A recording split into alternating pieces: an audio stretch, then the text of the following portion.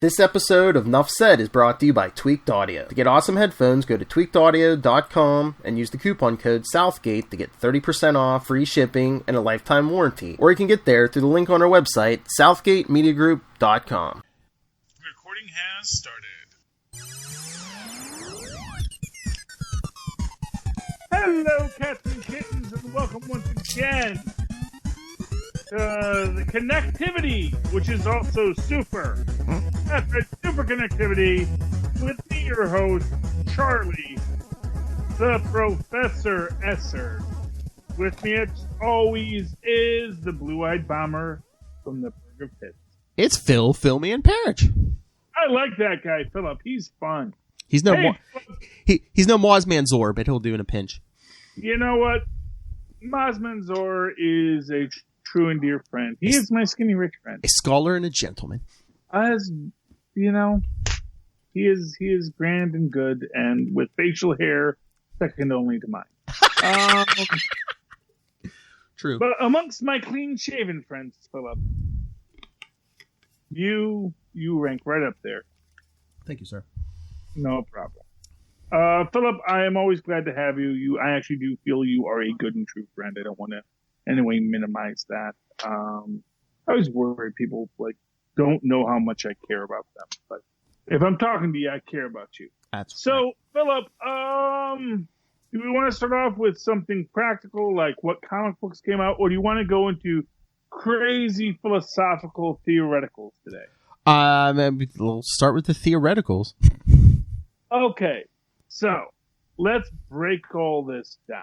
Because, first off, is Disney still making movies? I don't know. Disney Plus is coming, and the death of the movie theater, I think, is a real aspect to that idea, that it's a lot of effort for Disney to put these films in theaters that no one goes to. Yeah, but I think it's like no skin off their nose to make movies, because it's like, oh, hey, we'll make movies as long as the theaters are there. We'll pump them into the theaters. But hey, if theaters die, just put them on Disney Plus. If they die, they die. Oh. Well, the idea is when you put them in the theater. So, for example, we recently had a big flop with the recent Terminator installment. Yes. Now, in no way do I think that the Terminator installment is going to lose money. In no way. This is the Terminator. It's a solid franchise. It's going to make its money back on the back end, on the Blu-rays, on the DVDs. Streaming. And yeah. on the streaming. Yeah. This is kind of like, okay, it's going to go into these movie theaters. And everyone was like, meh. But the fact of the matter is, when it comes to streaming, it's like, oh no, I got to see this now. I didn't see it in the theater. Yeah. And that, I think, is the biggest problem with theaters, is that there's a lot of films that are going to come out that people are going to say, I'll wait for it to come to streaming. You know? Yeah, but hasn't it always kind of been like that? There are certain movies, like, they weren't successful in the theaters, but once they hit, like, even as far back as VHS, they're like, oh, hey, I didn't know about this movie, and it, it becomes like people's... Yeah, I mean, there was watching a recent item on the film Mystery Men. For those of you who remember the Mystery Men from the first big superhero movie wave that came in the late 90s, in the late 80s and early 90s. Mystery Men, which is, maybe not the best film ever made with Ben Stiller.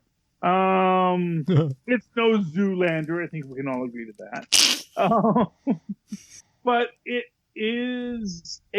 has a really strong cult following amongst those who are into this. And the thing is that you can build an entire profitable franchise off of a cult following. This is what Star Trek taught us many, many years ago, is that Star Trek was never a popular show. It was okay. It was doing well. But because it built a cult franchise, it was able to not only rise from its own ashes, but to become a much bigger product than you would ever think it was just from that initial run. And so when you look at this in the concept of what a theater is, the theater becomes something that, while certainly good for the filmmakers, is becoming kind of an appendix, kind of an unneeded appendage that has long ago lost its usage. Hmm. At least as far as first run movies go. And that I think is where things like Alamo Drafthouse and other dine-in theaters come into a facility. Whereas in the past, the idea was we'll run the movie and then it'll come to DVD. I think it's going to come to Disney streaming. And then, and now you can go see this in the luxury of a theater with a steak dinner. Yeah. And that sounds like fun. Let's go see Avengers Endgame in a theater. In the theatra. Or we'll do a nice 4-hour or 5-hour, Infinity War Endgame back-to-back blockbuster. Well, we have a nice dinner and we'll watch the movie and we'll sit and we'll talk during the movie. Everything you're not supposed to do during a movie is now a thing. And, okay. Ooh, you still there? Okay. Yeah. Wow. Okay. Oh, no, my screen just went to black, so okay. I got very panicky for a minute there. Fun times. Yeah, so I think that this might be where Disney is going for, is where Warner's is going for, because they are both these two, really the two big studios that are left, are kind of moving towards, ironically enough, the Asylum model. Because Asylum has been making movies strictly for streaming, strictly for straight to video for years and making money at it.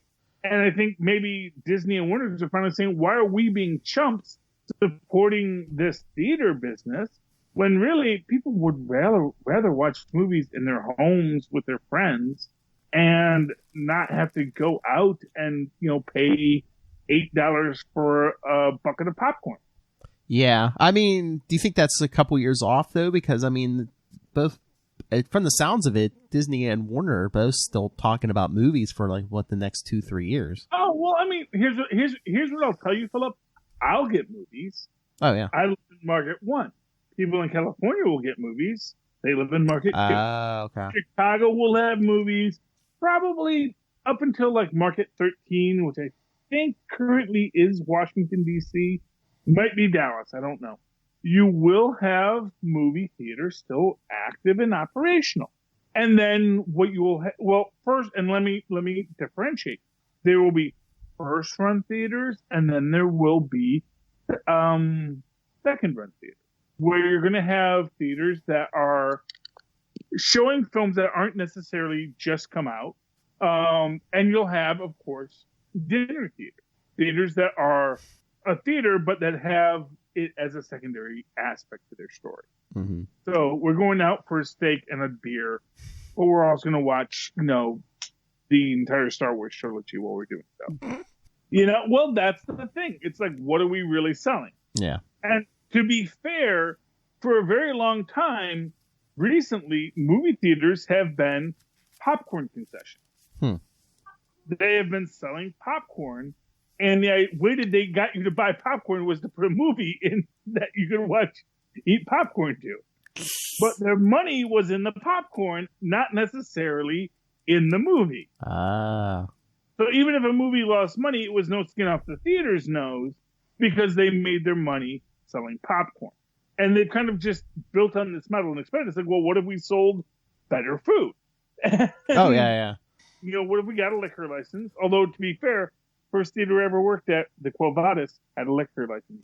Oh, the theater we go to, yeah. They sell. I know that. I think they at least sell beer. Well, there's the place the movie theater, the big 20 screen place I go to. They have the movie theater, and then right when you walk in on the right, they have one of those trampoline parks, for the kids and stuff. Yeah. And then upstairs, they actually have a sports bar, upstairs. Oh yeah. Well, you see, the thing, this goes back to the old roadshow model of movie theaters, which is when TV came out and everyone said, well, movie theaters are dead. Mm-hmm. And then movie theaters came out, well, what if we, had people come out and it was a nice thing. And they put bars in the theater. Mm-hmm. And the Quovatus, where I worked at as a young man, was it was meant to be a really nice theater where you'd go see a roadshow in Novi, Michigan. And you'd go there and you'd sit and you'd get a cocktail and you'd sit and you'd drink your cocktail and you'd watch your movie. And it was quite fun for adults, Mm-hmm. I think my sister was actually a cocktail waitress in one of the upper in the upper bar when she first started too. But yeah, it was a thing, and we're kind of going back to that, which is this idea of moving away from this idea of everyone goes to the movies, eats popcorn, watches a movie, to now it's going to be, we're going to go see these things same day release on our TV screens. But if we want to go out and have a really nice time with our friends, we'll go to a theater, we'll get a drink, we'll get a steak, we'll get a whatever. And maybe we'll even have some popcorn just for fun. Yeah. Tradition. And, and now the sad part of that is that maybe taking your kid to the movies becomes less and less something you do. And that's the downside to it. But then again, with everything comes a cost. For the kids, you can always take the kids like in the morning or like the afternoon, but then at night, you do have their bars and. Well, what it comes down to is that if the business model of the theater changes, then taking your child to the theater becomes just like taking your kid to a Broadway show. Yeah. It becomes less and less something that, it's like, is this something we really want to do? Especially when the kid is just as happy to watch it on the TV at home. Yeah. And there's none around here, but have you heard about the I think it's 4DX theaters? Where it's sounds vaguely familiar. It's like, like in the movie, like, if they're in a car chase or something, or they're in a spaceship, like the chair will move, or if it's like a windy thing, they'll blow you with fans and stuff. Yeah. Yeah, Dolby rumble seat. Yeah. We have got that here. Honestly, it's okay. They're trying. Honestly. You're like, you can't get that at home. And you're like, I could have Tristan kick the back of my chair. I could get Tristan to shake my chair. Technically, you could have it at home. It just costs more. Oh, yeah. But I'm just saying, renting the surround sound seat. But I'm just saying, vibrating seat. You're like, I can have my kids kick the back of my chair. Well, I'm not for nothing. They had that in the 50s with the Tingler. Yeah. You just put the little buzzer under your chair that when the ghost grabs you and. So anyway, it is what it is. I'm sure theaters will exist in some form or another. I'm sure even the public theater, because for what it's worth, the second run theater has always been a thing. If those of you who remember the Dollar Show in the 90s, where you would go and you would see a film that had been out for like 8 weeks. Yeah. It was like, it was like $2 to go see the show, and $5 for the popcorn. And it was kind of a dirty theater, but that's fine. You didn't care. You were just going to see a movie. Oh, that's like, we had one. We had to drive a little bit. It was, I think it was like $2. It was like late 90s. It was like, you pay $2 to see a movie that's been out for like 2 months or something. But like right across the street's a grocery store. You go over there, buy your candy and stuff, just fill your pockets up. Just walk over there and pay your $2 to get in the movie. Exactly. But the idea was that it's mainly just that the cost of running the theater becomes less when you're not as concerned about making money off the popcorn. Yeah. When it's just like, it's $2 to show the film, we're going to show the film. It was like, it costs us 10 cents to show the film on a loop every couple of hours. We're going to charge you $2. We're going to make our profit. Do you think, I want to move on a little bit, but do you think instead of like letting the theaters die, do you think like maybe Disney and Warner's may start investing in theaters? It's like, oh, hey, we'll buy you out, we'll do this, but hey, guess what? There's going to be a Disney store in the lobby of the theater. So, hey, after you go see that new Marvel movie, hey, look, you could buy some merch. Yeah. Well, not for nothing, it's what you call everything old is new again, which is that, in the old days, you would have studios owned theaters. Yeah. You would have would be a Warner's theater. There would be an RCA theater. There would be a Universal theater. You would go to a theater and it would not have films from those other competitors. It would just be the films that you were produced. And now it's like, okay, on our streaming service, here's the app, and we're just showing our stuff. Well, yeah, that's what I was going to say. They're negotiating from a place of strength, the studios now, because they're like, yeah, we don't need you theaters. We can just beam it right to the people's TVs. We don't need you. Well, exactly, and not for nothing, it's not like people will miss it that much. I like going to the movies, but at the same time, it's something you can take or give. Yeah. But let's talk about wild speculation about something else, which is. So Marvel has recently said they're going to be doing a Thunderbolt. Yes, Thunderbolts. Marvel is but they're vague about it. Yes. Marvel is also doing a the Falcon and the Winter Soldier storyline, which is going to center around the fact that Cap gave his shield to Sam Wilson, and the government is like, maybe we don't want Sam Wilson being Captain America. Yeah. And they've also said that Baron Zemo will be a primary antagonist. And it got me thinking, well, gee, Baron Zemo, government-sponsored program to not let Sam Wilson be Captain America. Thunderbolts maybe somewhere, we're not talking yet. And it gets me thinking, what if Baron Zemo is going to be founding the Thunderbolts in this storyline? And it struck me that this is going to be coming out in, 2021, 2020? What, Falcon and Winter Soldier? Yeah, Winter Soldier. I think it's coming out. It's not one of their first runs. Yeah, none of the Marvel stuff's coming out right away. I think I'll check it. Yeah, it's either 2020 or 2021. I know it. Yeah, and that's going to be about 2 years after Jessica Jones first aired. Ooh. And we know that a certain Ms. Hellcat was sent to the raft, where no doubt Baron Zemo was sent to the raft, where no doubt several other superhuman beings were sent to the raft. And as I had suggested to Maz on the recent episode of the AKA Jones cast, the raft is kind of the place where the government might say, we do have a very generous work release program, where if you're willing to do what we want you to do, maybe we're going to let you go. And so it makes me wonder if a certain Thaddeus Thunderbolt Ross might come up with this idea. We need our own Avengers. Let's get us some Avengers that we can control. Let's get these people we've locked up and say, you know what? If you would like to do good and earn time off your sentence, we got a job for you.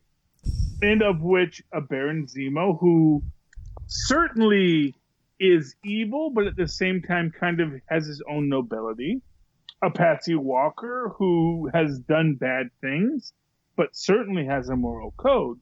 Both feed into the idea of people that might be primed for work release in a Thunderbolts organization. I mean, basically Marvel's Suicide Squad, because, is the government going to be like, hey, we need a check? I mean, the Avengers basically just went back in time and messed with time. We need a checks and balances on those Avengers.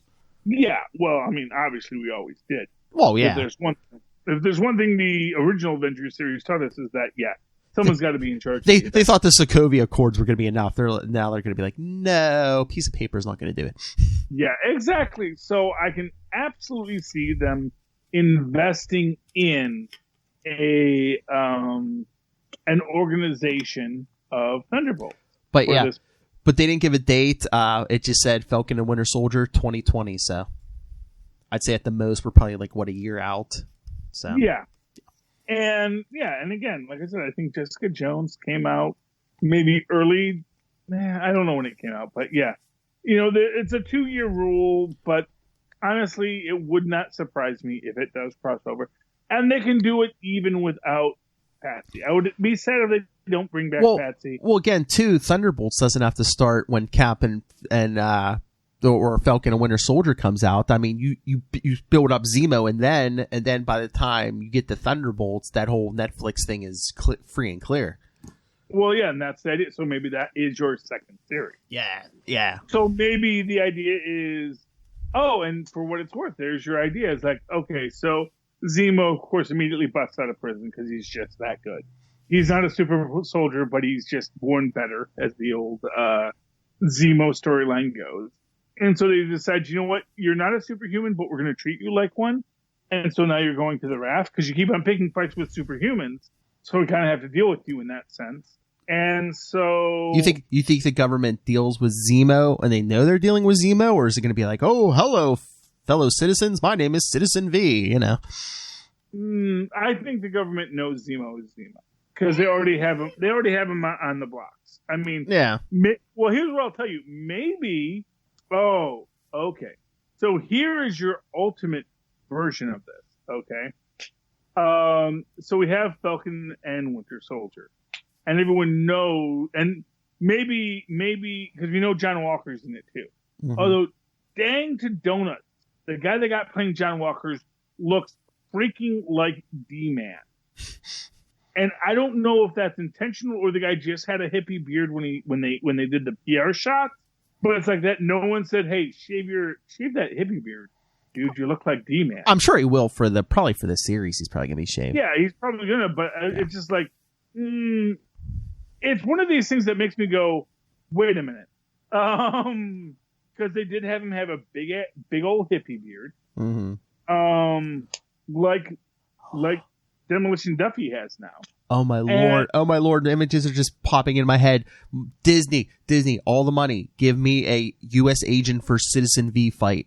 Well, that's the idea. So you're going to have this U.S. agent, or you're going to have the U.S. agent or the official Captain America. Wouldn't that be delightful? Is you have get your official Captain America toy, and you open it up with the official Captain America toy. And then you have, Falcon and Bucky kind of dealing with the fact that, well, actually, I'm Captain America. And then you're going to have a lot of little fun quibbles back and forth. But you're also going to have the introduction of this character, Citizen V, because Zemo has escaped. And he's going after Bucky because he still has a mad hate on for Bucky. Mm-hmm. And so maybe even if Bucky is the guy that Zemo is after, and Sam's like, "No, you're Cap's friend. I got to help you."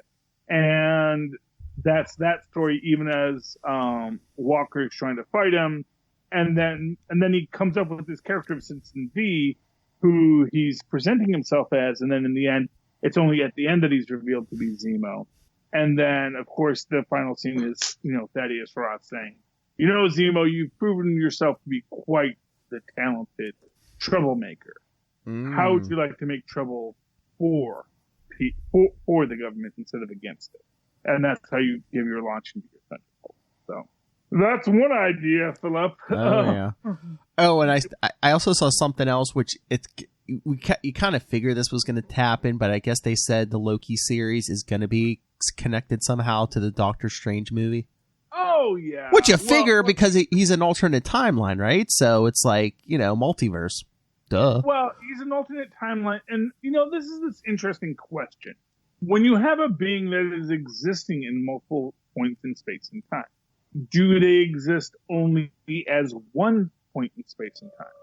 So, as a crazy example, and to go on to what Mr. Kibblesmith said about Loki's past expanding like an accordion, when he tells Thor, "The sun will rise on us again, brother," is he saying that as, optimistic hope, or is he saying it as like, "No, I touched the Infinity Stone, and I know another one of me will touch another Infinity Stone. And he's going to go on his adventures, but we're all connected.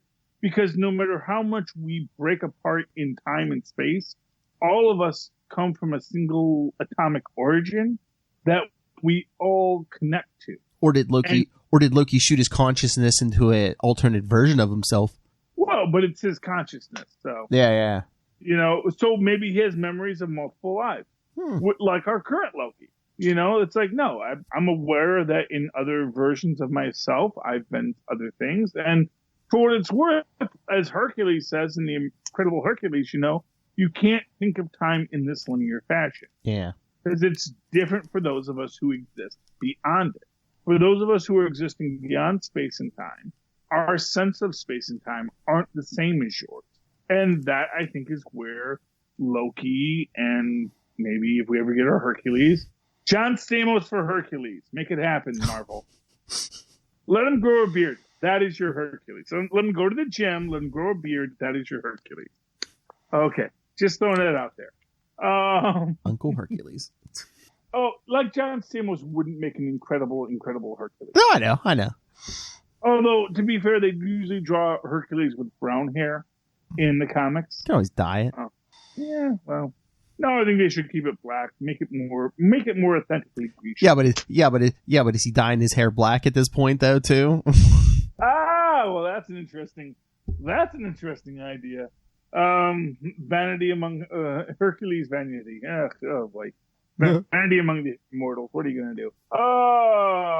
Anyways, yeah. So that's an interesting idea. How they're going to develop these characters in the Disney Plus universe, it's going to be an interesting question. We know they're going to tie in the shows into the movie. Feige has made this clear that, look, if you don't buy Disney Plus, when we release our movies, it's going to be a little bit of a slog, which is an interesting statement to make because movies up until this point, to get back to our previous point, had always been, no, our movies are standalone. If you don't know what's going on, don't worry about it. You can come into any movie. At this point, Disney's like, yeah, you know what? If you don't want to do the work, maybe this isn't the movie for you. And hey, we got a Disney Plus. I'm sure those movies are going to get on there eventually. It'll be like, hey, you can watch our whole catalog, right? You know, just pay this $7 a month. It's the idea that if you want to go to the movie and know what's going on, it's going to cost you a movie ticket a month, which I think is the intentional price point of $6.99. Yeah, it's meant to look like one movie ticket a month. Oh. So one movie ticket a month, you get to know everything that's going on. Exactly. You know, and for what it's worth, I don't think that's a bad idea. And not just Marvel. You're getting Star Wars. You're getting everything. Because, again, not for nothing, Disney isn't going to be living in that model.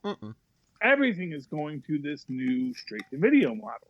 Because everyone, well, not everyone, but a lot of people have TVs.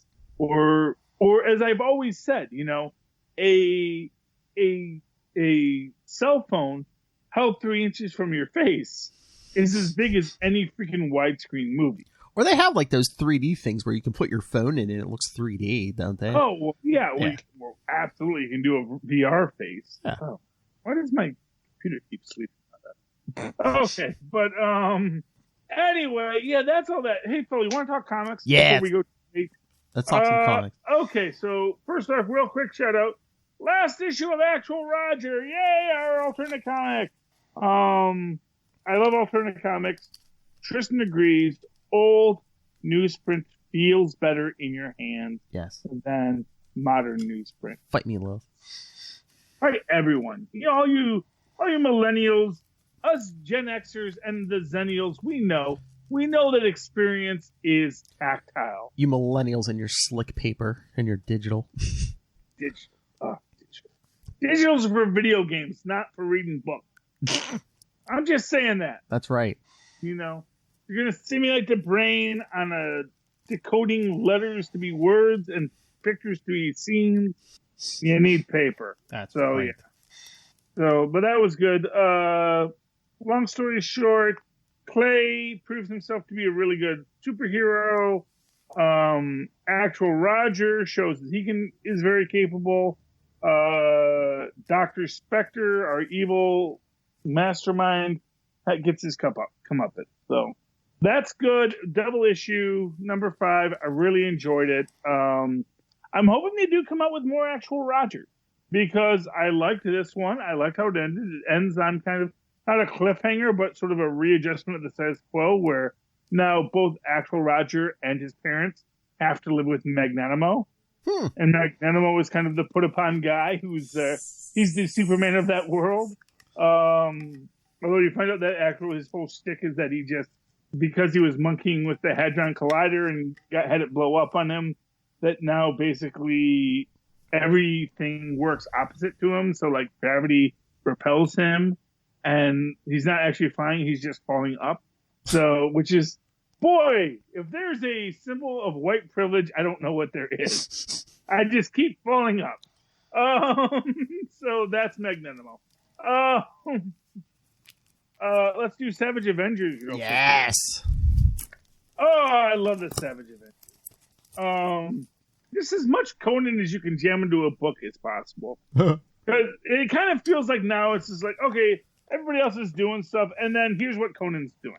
And, you know, we get all of, Dr. Voodoo dealing with, what's his name? Cullen Goth. And he's apparently a disciple of Shaman Gorath, which is also a Haggard creation. But Shuman Gorath was one that Marvel could keep even after they lost Conan, because Shuman Gorath was just a word in the Conan books. It was never actually represented as a god. And because Marvel defined Shuman Gorath as a god, Marvel got to keep him. Some fun stuff here with Doctor Strange and Elektra. Well, yeah, Elektra filling Doctor Strange in on the whole flight, first 6 issues. Yes, and makes the point that, it's one of those amulets like you got, which is really fun because it's like, freaking Agamotto had more than one eye. In fact, they make a very interesting point to say that the one that, after that the one that Conan has is the third eye of Agamotto. And we see them basically, they drug Conan in the... Oh, yeah. Well, he's making his way again and still drinking his way through the world. Yeah, he gets attacked by these commandos and gets drugged. But then... Yeah. It's just beautiful. Especially when he wakes up and says... And it's, honestly, I love this scene. You know what this reminds me of? The after credit scene in Captain America: First Avenger. Oh. Where he makes the point that I was at that game. And that's not the game. That can't be a contemporary broadcast. And he does the exact same thing here. It's like, I don't smell the dead. I don't smell a bar that I just killed 4 men in. Yeah. And then, you see the big white ball, the white silver dome over it. And I just love the interaction between Conan and Dr. Doom. Yes. I just love, he's like, here, come have dinner with me. And Conan's like, I'll kill you if it sucks. Basically, I'll kill you if it sucks. And Doom's like, I would expect you to, if it... Yeah. And it's almost like, it's like so much braggadociousness between these two. You almost don't know who is the one who is fronting. Yeah. Well, they both are. Like, you almost feel like, Doom, like Conan's totally fronting for Doom. But then part of me is like, you know what? I think Doom has just like invited something into his lair that he is not ready for. It's like, I am freaking Conan the Barbarian. I exist before Marvel. I will exist long after Marvel. Oh, yeah. Don't act like you're something that I can't defeat, Doom. And Doom, do not tell Conan you know magic. Do not tell him. You want to... Well, first off, he knows... To be fair, Conan wrote a flaming horse last issue. Oh, true. He is well aware this is a magical universe. He's like, if I must, I must. Yeah, but if he thinks Doom's like a wizard or something, he's going to be not too happy. Well, the second that Doom starts asking about, buy that little trinket you have there, I would love to have a trinket such as that. I have no trinket such as that. Can I take that, put that in my coat room for you? Yeah, and then, of course, that explains our cover of next issue. Doom gets owned by Conan. No. Because... No, I'm sorry. It's like when Wolverine's in your book, The only person who ever actually beat Conan in a fight was Wolverine, literally. Yeah. And then Wolverine became Conan. So fair enough. Old Man Quill, Phil. Yes. Oh, look. It's beautiful and sad and lovely. And that's just like the most beautifully sad. Reed and Sue died in each other's arms. Yeah. Or one of them died, and the other one just sat there with the dead corpse for a while. Yeah. It gets creepier if you think about it. But just like time travel stuff, because with Herbie and everything, and then so I guess Reed left Quill the Ultimate Nullifier because he's like, yeah, we know. You told us, and we should have listened, but. It was just like we didn't know what to do about it. It's like, okay, Rise of the Supervillains. What's the most good we can do? It's like, well, probably the best thing we can do is like not let supervillains get their hands on like all of our babies that will kill them.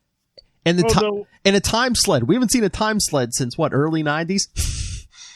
Oh, Rosebud. I thought we saw that in the early 2000s.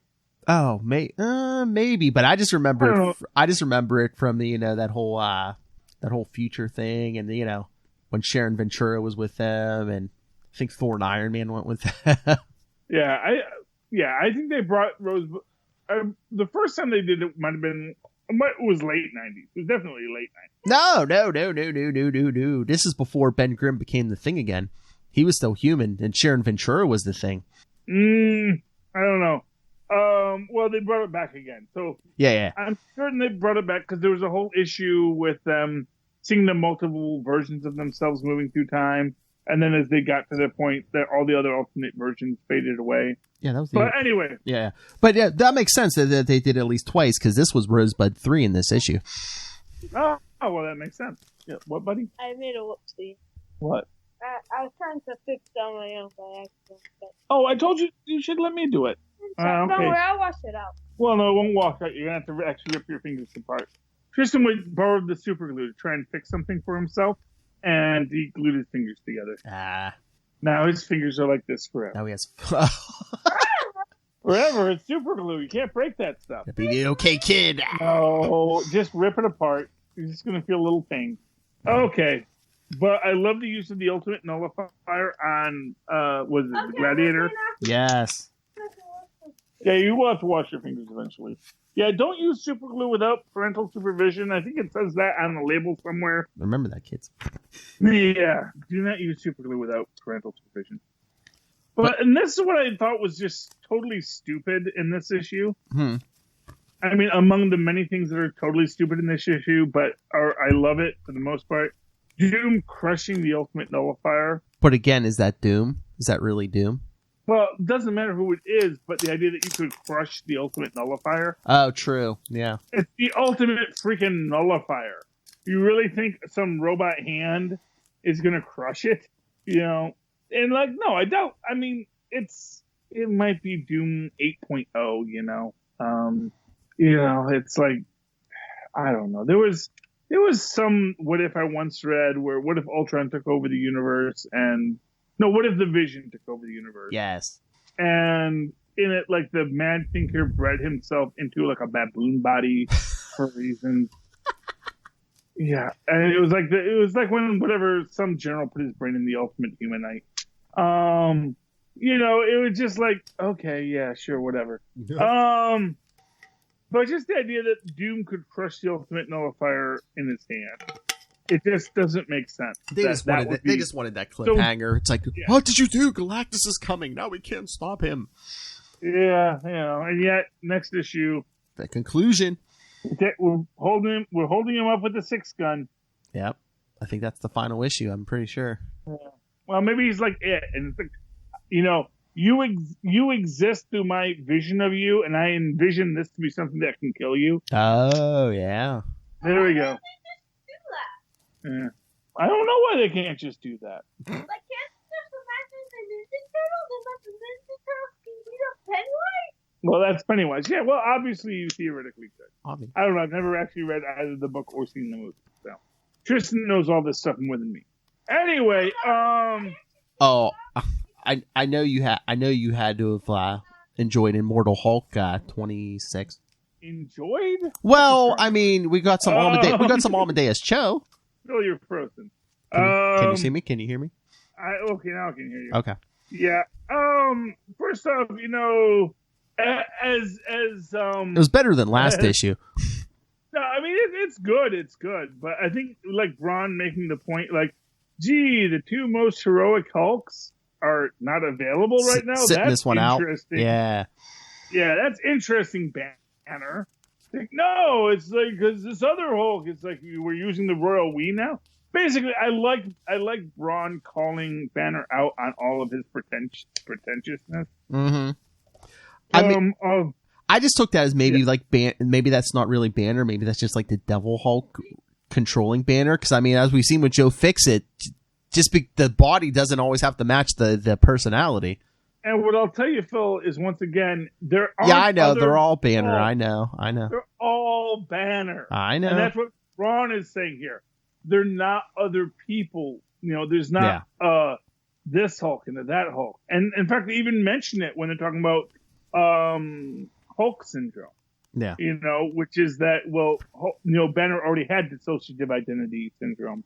And maybe, when you get exposed to Gamma from Banner, that gives you a little bit of dissociative identity syndrome as well. Yeah. And then they say, although the other possibility is that, no, it's something completely different. Like I said, I think that Braun calling out Banner on all of this is really good. Mm-hmm. I'm not sure how I feel about Namor as the cook in the diner. I was like, okay, I appreciated Namor appearance, but I was like, why is he cooking in this diner? Because he's undercover. Reasons? Which also suggests, why is this diner here that no one is in? Yeah, exactly. Like, what did they do to create this scenario where no one is in the diner except for Bruce and Braun, and Namor is at the grill? Mm-hmm. I mean, unless they're going to do, Namor came in, he paid them off. And, of course, right now Namor's in his own crazy town, too. Yeah. So, I mean, there's a lot of crazy going on in this. Not the least of which is, of course, with our bull market champion. Oh, yeah. Darius Augur, yeah. Darius, whatever. Darius Argento, Augur, yeah. Yeah, because I guess Hulk's going to war with Roxxon. Yeah, sure. Get it? He's Greenpeace. Yeah, and about as sympathetic. First off, the Minotaur aspect of it is like, okay, I get you. Like, someone read Bullfinch's mythology once, and I think too. It's like the Hulk can't physically intimidate him either. It's like I can take a Hulk punch at this point now. So it's not the first Minotaur he's beaten up. I know, but he's not like just a regular human who Devil Hulk can squish with one punch now. Yeah, like I said. Yeah. I guess on my level is like there's other bull villains that might have been more interesting to use, but okay. I mean, I know we've established this as a bull villain, but now he's all super villained out, and it's like, and no one's blinking an eye. I think they just wanted Roxxon, and they're like, oh hey, Augur's here already. Let's use him. Well, yeah, and fair enough, and to be fair, it's like it is just like, oh, we get away with whatever we want. It's like, that's the thing. It's like ExxonMobil has not actively committed treason before. And the reality is, if you actively commit treason, you can give people your money all you want to quiet them. But if you give a corrupt person money to quiet them, they also might just say, well, you know what? We could actually just take all your money and put you in jail. Yeah. That works for us too. And then we can give your money to some other person to administrate it. We can give your Roxxon money to Roxxon, Yeah. Some other company we can randomly pick. And now you will be the millionaires to bribe with. Well, I think they have to paint Roxxon pretty evil, so it's like they give you a reason why you should be rooting for Devil Hulk and Banner, because it's like, oh, look how evil Roxxon is. And yet, still, they fall short. But getting to a really good superhero book, let's talk Fantastic Four. Oh, yeah. Number 16. Yeah. So, first off, aside from the fact that, it's that episode where all of the Fantastic Four go to the future. And all of the characters in the future in the dome, where everyone has powers like them. And they have Is that the future, though? Well, no, that was... So what it was, that was in Central City does not answer. Yeah. Central City gets covered by the dome, and time passes. He meant to make it that time pass slowly under the dome, and quickly on the outside, but he forgot to carry the two. I did Our get ancient nemesis, the two. I was getting like that.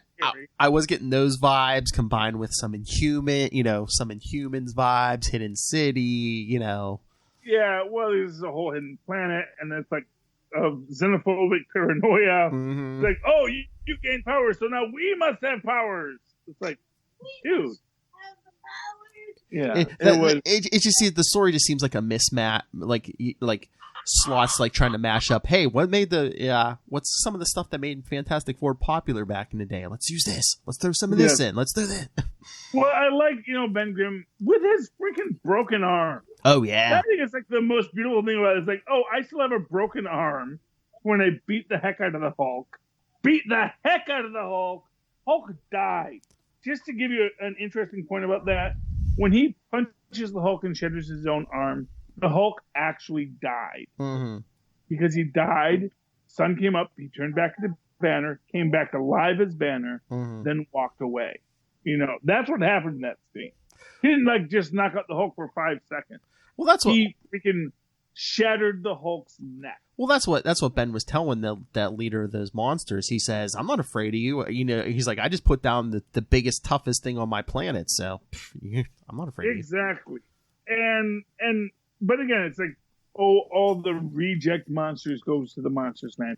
But then you get, of course, this whole, and here's what I'll say: I give the Fantastic Four a pass on this because this is their origin, with the Mole Man and it's the monsters underneath the earth. And he's like, hey, let's all go take back your planet for you because it seems like you guys are being ruled over by a bunch of jerks. And I'm the thing, and I don't like jerky people. So again, Ben Grimm, Heart of the Fantastic Four, makes this. I just took that as oh, look, Ben, it could always be worse. At least you had friends who accepted you. You could have been tossed aside. And I gotta ask the question though, man. Girl with the wings, that's not Leica. Is she getting fridged at this? Do they just separate? What's the story on this? Because it's like, we're soulmates. We're meant to be together. It's like,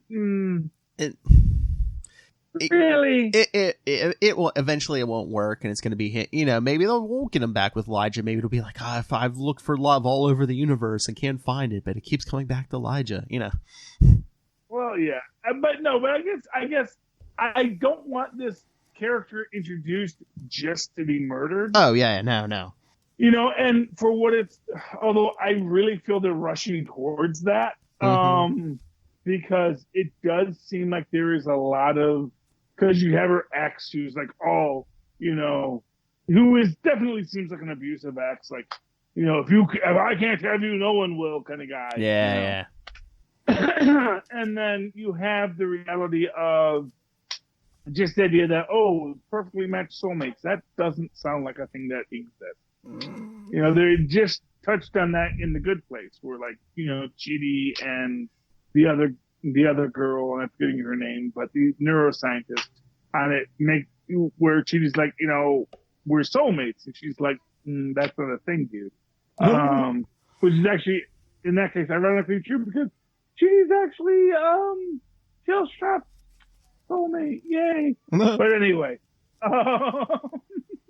Plotline. What happened in Daredevil this week, Philip? I didn't get the chance to read it yet. Oh, you didn't read it? Oh, well, yeah, spoil me, Philip. Fisk has to have his boy Wesley clean up the murder scene. Mm-hmm. So they kind of do that. And they're I guess they have the janitor on duty, helping them clean up they're like, oh, we'll kill your family if you don't help us clean up this mess. And the guy Fisk killed, they made it look like it was he ran out of their car accident because they're like, oh, he ran out because he saw the janitor killed himself. It's like, what? And then they kill the janitor. So it's it's a big cover up to save face with Fisk and stuff. And then that's most of the issue is the whole Fisk thing. But then we see Elektra helping retrain Matt Murdock, and then at the end of the issue, I guess Matt's gonna go have coffee with what's our policeman friend here's name? What's the cops? I have no idea, Philip. I forget. Okay, but yeah. But it's mostly most of the issue is the Fisk stuff. I think it's basic. He's like, what? Because Fisk is even like, Wesley, I don't know what to do, and Wesley's like, hold on, we're coming. Oh, okay. Well, I guess that happens to Fisk every so often too. But I don't think you read Magnificent Ms. Marvel. No. A lot of fun. Basic plotline, for those who don't remember, Ms. Marvel's dad is sick and dying. He collapses. They take him to Jersey City Medical Center, where I used to work. And of course, Tony brings Doctor Strange, and I think this is kind of like, we're coming out with the Surgeon Supreme story soon. This maybe is where we get that start here, because he is going to do some experimental surgery on Ms. Marvel's dad. Because as it turns out, essentially, when the Terrigen Mist fell over the world, it awakened everyone who had an Inhuman gene. But if you only had one copy, it might have caused a disease to mutate. So Doctor Strange is like, I can figure out what parts to cut out, kind of, is the idea, to get the Inhuman cancer. And then, of course, naturally, whenever you have an amazing dramatic storyline occur, some random supervillain shows up, in this case, Mr. Hyde, who Ms. Marvel has to fight, and yada, yada, yada. They have a fight. She gets Mr. Hyde out of the hospital, but the guy that Mr. Hyde was going to kill, who was basically a scientist who was hired by Mr. Hyde to help him out with making his formula, says, look, he's in a rage. If he doesn't kill me, he's going to kill whoever he can find. So someone needs to stop him. We get a very nice scene between Bruno and Ms. Marvel. Ms. Marvel kisses Bruno before she goes off to fight Mr. Hyde. And it was very lovely, well done. I enjoyed it. Nice. It was a simple story, much like the Daredevil. It sounds like it was like kind of a filler issue. Not a lot happened, but it kind of gives you some nice story beats if you like what the story does. And that's all my books this week, Philip. Yeah, I think I hit pretty much everything I was going to hit, yeah. Okay, so Philip, let's wrap it up. How can people reach out to you if they'd like to call you, talk to you, tweet you? I can always email me, nightwingpdp@gmail.com. On Twitter, I am at nightwingpdp. Make sure you check out Capes and Lunatics. A lot of good stuff's coming. At Capes Lunatics on Twitter. You can email us, capesandlunatics@gmail.com. The voicemail, 614-382-2737. 614-38-CAPES. And check out you can find all our links in one spot, Linktree, linktr.ee/Capes and Lunatics.